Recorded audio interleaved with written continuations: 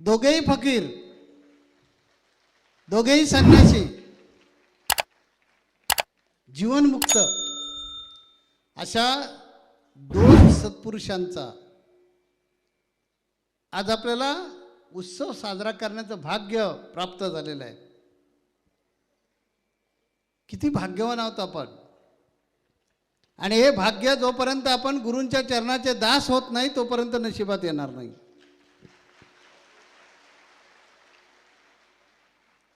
त्यासाठी पुण्यच करावं लागतं आणि ते तुमच्या गाठीशी आहे, माझ्या गाठीशी आहे. आणि म्हणून मला वाटतं हा आपल्याला दोघांचा प्रकट सोहळा आणि जयंती सोहळा साजरा करण्याचा योग आलेला आहे. इथे फकीर हा शब्द कसा काय माझ्या मुखातून गेला काय माहिती नाही. कदाचित ती महाराजांची योजना असेल. त्याच्यावरून एक दृष्टांत आठवतो मला. एक फकीर एका राज्यामध्ये सगळ्यांना सांगत फिरतो, हा जो राजा आहे ना आणि मी काही वेगळे नाही आहे. तुम्ही आणि मी ज्याप्रमाणे तसाच हा राजा आहे, सामान्य राजा आहे. आणि अशा प्रकारे तो सांगत फिरत असतो. ते एका सैनिकानं ऐकलं आणि त्याने जरा वरिष्ठ सैनिकाच्या कानावर घातलं की असा असा महाराज साहेबांबद्दल हा बोलतो आणि सगळीकडे डंका पिटल्यासारखा हा डंका पिटतोय, ते हे काही योग्य नाही आहे.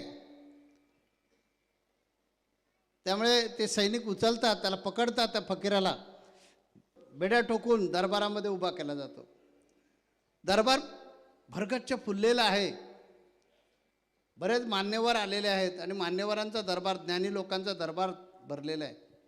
आणि त्याच्यामध्ये ह्या फकीराला आणून उभा करतात. राजाला आश्चर्य वाटतं, अरे काय झालं काय, ह्याला का फकीराला तुम्ही अगदी बेड्या टोकून का आणलं?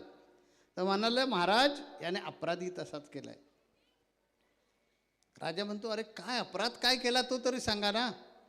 नाही महाराज, सांगण्यासारखा नाही आहे. राजा म्हणतो, सांगा, मला ऐकायचं आहे. तेव्हा ते सैनिक सांगतात की हा फकीर तुमची बरोबरी स्वतःबरोबर करतो. हा सगळ्यांना फिरवत सांगत सुटलेला आहे, या देशाचा राजा आणि मी सारखाच आहे, मीच कशाला, तुम्ही आणि राजा सारखेच आहात. अशी चार चौघामध्ये इज्जत घालवतो. आता राजाच तो, त्याला असं कधी ऐकून घेण्याची सवय नसते आणि त्यामुळे तो विचारतो, काय रे फकीर, आहे खरं आहे का? फकीर म्हणतो, हो.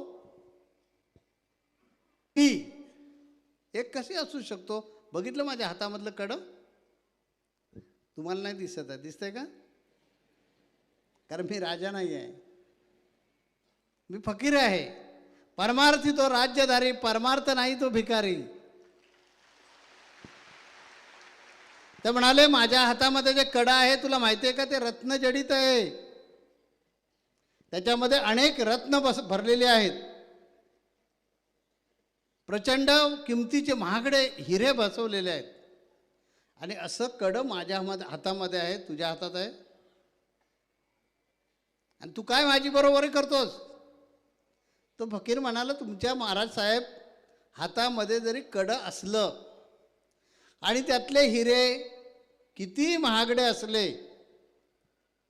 पण हिरे काय विकत घेता येतील, पण मनगट काय विकत घेता येणार नाही.